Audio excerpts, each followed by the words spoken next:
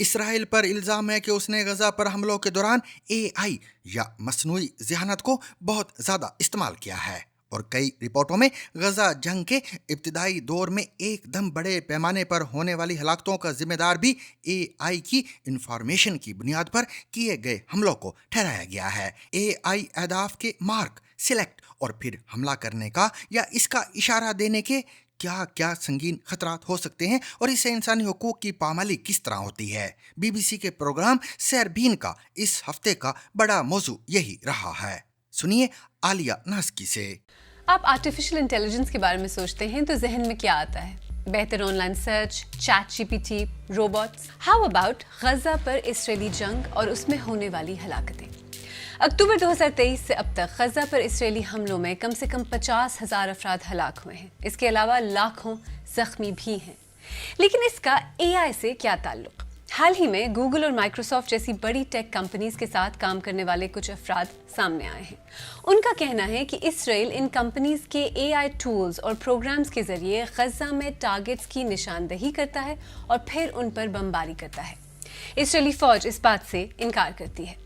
آج سیربین میں artificial intelligence کے اس پریشان کن اور خطرناک پہلو کو سمجھنے کی اور 2-3 اہم سوالوں کا جواب دینے کی کوشش کریں گے۔ غزہ میں ہونے والی ان بے تحاشا سویلین ہلاکتوں کا آرٹیفیشل انٹیلیجنس سے کیا تعلق ہے؟ جنگوں میں AI کا استعمال کس طرح کیا جا رہا ہے اور یہ کس حد تک ایتھیکل یا اخلاقی ہے؟ اور یہ بھی کہ کیا ہمیں فوجی مقاصد کے لیے AI کے استعمال کے بارے میں فکر مند ہونا چاہیے؟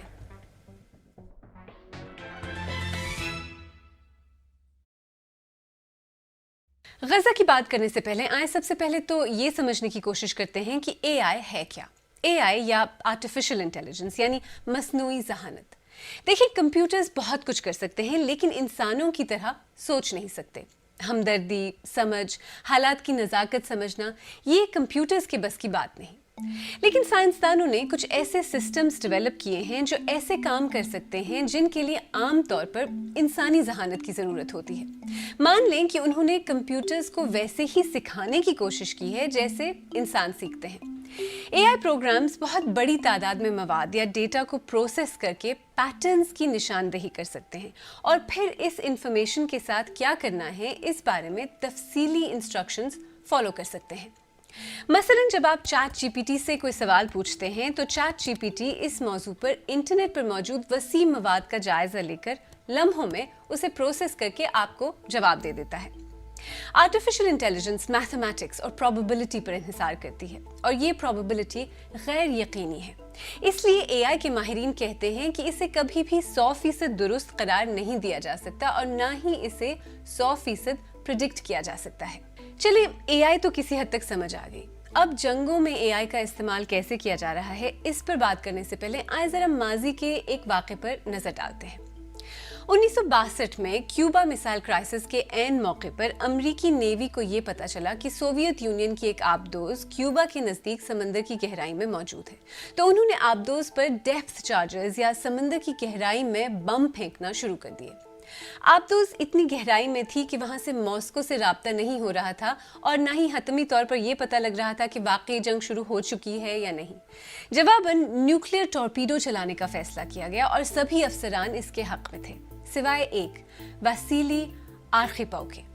انہوں نے اس فیصلے کو ویٹو کیا اور ایک بڑی جنگ ہونے سے بچ گئی۔ اسی لیے اب تک کہا جاتا ہے کہ یہ وہ شخص ہیں جنہوں نے دنیا کو تباہی سے بچایا۔ اب ذرا یہ سوچیں کہ اگر واسیلی کی جگہ یہ فیصلہ آرٹیفیشل انٹیلیجنس یا AI کو کرنا ہوتا تو کیا ہوتا؟ یہاں ایک بنیادی سوال جو پیدا ہوتا ہے وہ یہ ہے کہ کیا ٹارگٹ سلیکشن یا اہداف پر حملہ کرنے کے لیے AI کا استعمال کرنا، مصنوعی ذہانت کو یہ اختیار دینا، کیا یہ صحیح ہے اور اس کے کیا نتائج ہو سکتے ہیں؟ میں نے یہی سوال اسلام آباد کی ایئر یونیورسٹی کے ڈین ڈاکٹر عادل سلطان سے پوچھا۔ ایک ایشو ہے جس پہ پبلکلی تو سارے کنٹریز جو ہیں انہوں نے ایک ماڈل پوزیشن لی ہوئی ہے کہ ہمیں لیتھل اٹونومس ویپن سسٹمز یا اٹونومس ویپن سسٹمز کی طرف نہیں جانا چاہیے، لیکن چونکہ یہ ڈیولپمنٹس ہو رہی ہیں اور ٹیکنالوجیکلی ایڈوانس کنٹریز پہ کافی کام کر چکے ہوئے ہیں، تو وہ ایک ڈیڈ لاک سا ہوا ہے، اس کے اوپر کوئی پروگرس نہیں ہو رہی اور مشکل بھی لگتی ہے۔ اچھا، اب جیسے ہائی رسک سیٹنگس ہیں یا ہائر رسک سیٹنگس ہیں، جیسے فار ایگزامپل نیوکلیئر ویپنس ہیں، نیوکلیئر ویپن سسٹمز ہیں، کیا وہاں بھی آپ کو اے آئی کا استعمال ہوتا ہوا نظر آ رہا ہے اور کیا ہونا چاہیے؟ ایک اسکول آف تھاٹ کہتا ہے کہ جی اگر آپ آرٹیفیشیل انٹیلیجنس انٹیگریٹ کریں گے اپنے nuclear command and control system میں تو آپ کو انالیسس کے لیے اسیسمنٹس کے لیے تھریٹ کو تو یہ آپ کا ٹائم ریڈیوس کر دیتا ہے اور پھر ڈیسیجن میکرز کے پاس ایک طرح سے ٹائم زیادہ ہو جائے گا to decide what to do, react کس طرح سے کرنا ہے۔ اس حد تک تو چلے بات ٹھیک ہو جاتی ہے، لیکن دوسری جو ڈینجرس بات ہے وہ یہ ہے کہ جب آپ اے آئی کو ایک طرف نیوکلیر کمانڈ کنٹرول میں کریں گے تو ہو سکتا ہے کچھ کنٹریز یہ بھی کریں کہ وہ اے آئی کو ڈیسیجن میکنگ دے دے کہ جی وہ اپنے اون پہ نیوکلیر ویپنس چلا سکے۔ بات یہ ہے کہ جیسے جیسے اے آئی ٹیکنالوجی بہتر ہوئی، اس کا استعمال مختلف جنگی مقاصد کے لیے بھی کیا جانے لگا۔ اس وقت اے آئی کو autonomous weapon systems, battle field support اور انٹیلیجنس گیدرنگ کے لیے استعمال کیا جاتا ہے۔ اس کے علاوہ اہداف کی نشاندہی، خطرے کا اندازہ لگانا اور ڈیٹا پروسیسنگ کے لیے بھی اے آئی کو استعمال کیا جاتا ہے۔ 7 اکتوبر 2023 کے بعد غزہ پر اسرائیلی حملوں سے متعلق اس طرح کے کئی الزامات سامنے آئے ہیں کہ اسرائیل ان حملوں میں ڈیجیٹل ٹولز کا استعمال کر رہا ہے جن میں اے آئی شامل ہے۔ یہ بھی کہا جا رہا ہے کہ اسرائیل ریئل ٹائم جنگ میں اے آئی کا اتنے بڑے پیمانے پر استعمال کرنے والا پہلا ملک بن گیا ہے۔ اسرائیل پر جن آٹومیٹڈ ٹارگٹ سلیکشن ٹولز کے استعمال کا الزام لگتا ہے ان میں سے ایک ہے لیونڈر سسٹم۔ لیونڈر سسٹم ایک ایسا نظام ہے جس کے ذریعے مبینہ طور پر اسرائیلی فوج فلسطینی جنگجوؤں کو مارک کرتی ہے۔ پچھلے سال اسرائیلی میگزین پلس 972 میں چھپنے والی ایک رپورٹ کے مطابق اس وقت اس سسٹم میں تقریباً 37,000 مشتبہ فلسطینی جنگجوؤں اور ان کے گھروں کو مارک کر لیا گیا تھا۔ تو یہ سسٹم کام کیسے کرتا ہے؟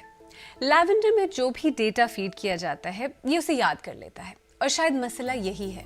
مصنوعی ذہانت اس ڈیٹا کی بنیاد پر جو اسے فیڈ کیا جاتا ہے، جیسے کہ فیشل ریکگنیشن، انسان کی آواز، فون نمبر، گھر کا پتہ اور روزمرہ کا معمول، ان اطلاعات کی بنا پر کسی بھی انسان کو ٹریس کرتی ہے اور پھر اس ٹارگٹ کی لوکیشن کے بارے میں انفارمیشن وہاں پہنچاتی ہے جہاں سے حملہ کیا جانا ہوتا ہے۔ اب اس میں مسئلہ کیا ہے؟ دیکھیں، اگر ٹارگٹ صحیح بھی ہو تو سب سے پہلے تو مشین یہ نہیں دیکھتی کہ اس کے ساتھ کون کون ہے، آس پاس کتنے معصوم لوگ ہیں، بچے ہیں کہ عورتیں۔ اے آئی کے جنگوں میں استعمال پر انسانی حقوق کی تنظیموں کے علاوہ اقوام متحدہ کا بھی رد عمل سامنے آیا ہے۔ No part of life and death decisions which impact entire families should be delegated to the cold calculation of algorithms. اسرائیلی فوج کا کہنا ہے کہ وہ ٹارگٹس کی شناخت میں مدد کے لیے اے آئی سے چلنے والے نظام کا استعمال کرتے ہیں، لیکن بین الاقوامی قانون کو پورا کرنے کے لیے اعلیٰ عہدیداروں کے ساتھ مل کر آزادانہ طور پر ان کا جائزہ لیا جاتا ہے۔ ان کا یہ بھی کہنا ہے کہ یہ اے آئی ٹولز انٹیلیجنس کے عمل کو زیادہ درست اور زیادہ مؤثر بناتے ہیں۔ اسرائیل پر الزام ہے کہ اس نے غزہ پر حملوں کے دوران اے آئی کو بہت زیادہ استعمال کیا ہے، اور کئی رپورٹس میں غزہ پر جنگ کے ابتدائی دور میں ایک دم بڑے پیمانے پر ہونے والی ہلاکتوں کا ذمہ دار بھی اے آئی کی انفارمیشن کی بنیاد پر کیے گئے حملوں کو ٹھہرایا گیا ہے۔ لیکن کیا واقعی ایسا ہے؟ جی بالکل ہے۔ جب اسرائیل کی بات کرتے ہیں تو ہمیں پتہ ہے کہ ان کی کیپیبلٹیز ورلڈ ریناؤنڈ ہے، وہ اس فیلڈ کے اندر کافی حد تک آگے جا چکے ہوئے ہیں، بہت سارے ڈیولپ کنٹریز سے آگے ہیں۔ کئی ایسی چیزیں ہیں جو شاید ہمیں پبلکلی پتہ بھی نہیں ہے، کیونکہ وہ انہوں نے ایک سیکریسی بھی رکھی ہوئی ہے۔ ہم تو زیادہ تر دیکھتے ہیں کہ جی جو ایریل بامبنگ ہوئی، بلڈنگز گر گئے، سویلینس کیجولٹیز ہو گئی وہاں پہ پیلسٹائن کے اندر، لیکن یہ جو سارے ٹارگٹس ہیں، یہ سب چیزیں ہیں، اس کے اندر انفارمیشن گیدر کرنے سے، پروفائلنگ کرنے سے اور پھر ان کو اسٹرائک کرنے کے لیے ہر چیز کے اندر انہوں نے ٹیکنالوجی کا استعمال کیا ہے۔ ویسے اس وقت اگر ہم غزہ پر اسرائیلی حملوں اور جنگ میں اے آئی کی بات کر رہے ہیں تو اس کی ایک بڑی وجہ مائکروسافٹ، گوگل اور ایمیزون جیسی کمپنیز کے کچھ ملازمین کا احتجاج بھی ہے۔ شاید آپ کو یاد ہو، حال ہی میں مائکروسافٹ کی 50ویں سالگرہ پر کمپنی کے اے آئی سی ای او مصطفیٰ سلیمان کی ایک پریزنٹیشن کے دوران ایک پروٹیسٹر نے کمپنی پر اسرائیلی فوج کو اے آئی ٹیکنالوجی بیچنے کا الزام لگایا۔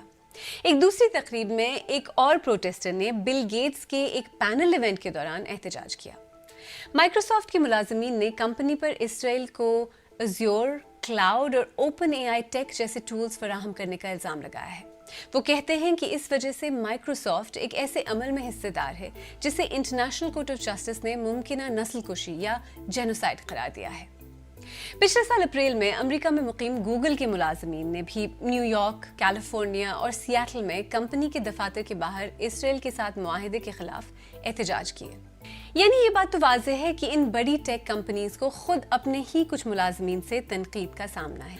फ़लस्तीनियों को निशाना बनाने के लिए इसराइल की जानिब से एआई के इस्तेमाल से इंसानी हुकूक के कारकुन परेशान हैं, जबकि कानूनी माहिरीन का कहना है कि जंग में एआई का इस्तेमाल बैनुल-अक़वामी क़वानीन की खिलाफ वर्जी है।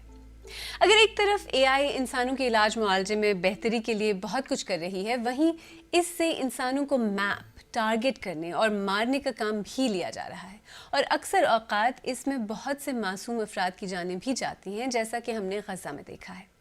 हाजरा मरियम एमनेस्टी इंटरनेशनल में टेक्नोलॉजी और इंसानी हुकूक की मीडिया मैनेजर। पहले तो मैं ये कहना चाहूँगी जो एमनेस्टी इंटरनेशनल है और जितनी भी इंसानी हुकूक की तंजीम है, हमारे लिए ये बहुत बड़ी फ़िक्रमंद की बात है कि ऐसे मुआशरे में, ऐसे माहौल में जहाँ पे एक जेनोसाइड चल रही है, गाज़ा हो गया, वहाँ पे ये बड़ी बड़ी टेक कंपनियाँ इसराइल को ऐसे आर्टिफिशियल इंटेलिजेंस के सिस्टम्स दे रही हैं।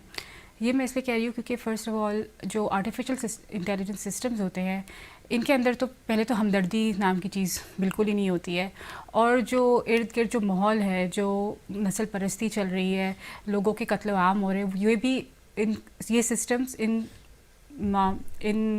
इश्यूज़ को समझ बिल्कुल नहीं पाते हैं। तो इसलिए फ़िक्रमंदी की बात ये भी है कि जब कोई सिस्टम कॉन्टेक्स्ट किसी मतलब मुआशरे का माहौल का समझ नहीं पाता है, तो काफ़ी ख़तरनाक बात यह है कि ज़्यादा ह्यूमन राइट्स अब्यूज़ भी हो सकते हैं उस माशरे में, उस माहौल में।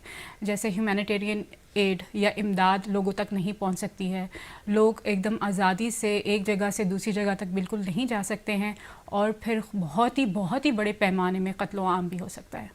ऑफ कोर्स इसराइल डिनाई करता है जो जेनोसाइड के एलिगेशंस हैं, वो कहता है कि वहाँ जेनोसाइड नहीं हो रहा है, और इसके साथ साथ वो ये भी कहता है कि वो एआई का बहुत ही रिस्पॉन्सिबल यूज़ कर रहा है, अगर वो कर भी रहा है तो। लेकिन एआई का जो इस्तेमाल है इंसानी हुकूक के लिए ख़तरा है, जैसा कि आपने कहा। क्या इसके कोई पॉजिटिव एस्पेक्ट्स भी हैं? क्या कोई अच्छाई भी है जो एआई के ज़रिए आपको इंसानी हुकूक के फील्ड में होती हुई नज़र आ रही है?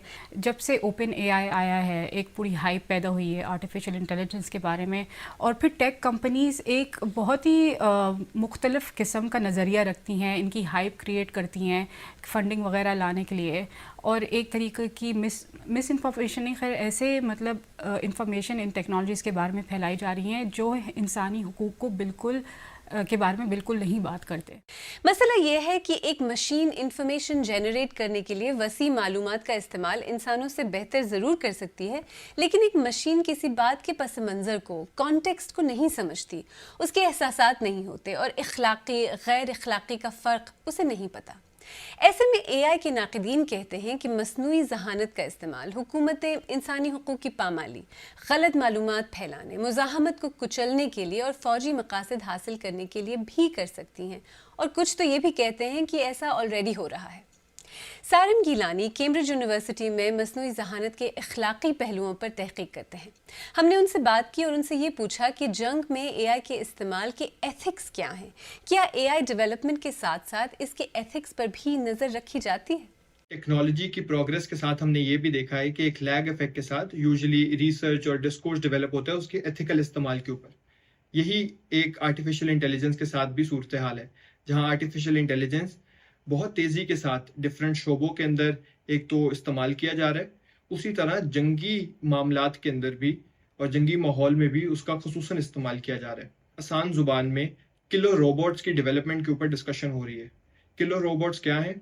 किलर रोबोट्स एक ऐसी टेक्नोलॉजी है जो एक इंसान को खुद टारगेट भी कर सकती हैं और फिर उसको निशानदेही करने के बाद उसकी जान लेने का फैसला भी कर सकते हैं। इनके अंदर ये इख्तियार पैदा हो चुका है। अब बैनुल-अक़वामी सतह पर इस कंसर्न को हाईलाइट किया गया है, और रिसेंटली अभी यूनाइटेड नेशन जनरल असेंबली की एक कॉन्फ्रेंस भी हुई थी जिसके अंदर ये करारदाद मंजूर की गई है 166 मुल्कों की तरफ से कि वो इसको एक तो एक्नॉलेज करते हैं और इस पर मजीद डिस्कशन करना चाहते हैं ताकि इसकी गवर्नेंस के ऊपर काम किया जा सके। देखिए, इंसान और मशीन का रिश्ता उतना ही पुराना है जितनी इंसानी तहजीब। पहिए की इजाद से मसनूई ज़हानत पर मबनी मशीनों तक, ये सब एक ही सिलसिले की कड़ियाँ हैं। और एक्सपर्ट्स कहते हैं कि हर बड़ी और अहम इंसानी इजाद की तरह एआई बजाते खुद अच्छी या बुरी नहीं, इसका इस्तेमाल अच्छा या बुरा हो सकता है। جیسا کہ ہم نے پروگرام میں دیکھا، آلریڈی جنگوں میں اے آئی کا استعمال کیا جا رہا ہے، اور اس طرح کیا جا رہا ہے کہ انسانی حقوق کے کارکن اور ایکسپرٹس دونوں اس بارے میں گہری تشویش اور شدید تحفظات کا اظہار کر رہے ہیں۔ ماہرین کہتے ہیں کہ غزہ میں ہونے والی بے تحاشا سویلین ہلاکتوں کا آرٹیفیشل انٹیلیجنس سے بظاہر بہت گہرا تعلق ہے۔ اب سوال یہ ہے کہ کیا اے آئی کا عروج دنیا کے لیے سب سے اچھی خبر ہوگا یا سب سے بری؟ اور اس کا جواب کسی اے آئی نے نہیں بلکہ انسان نے خود ہی دینا ہے۔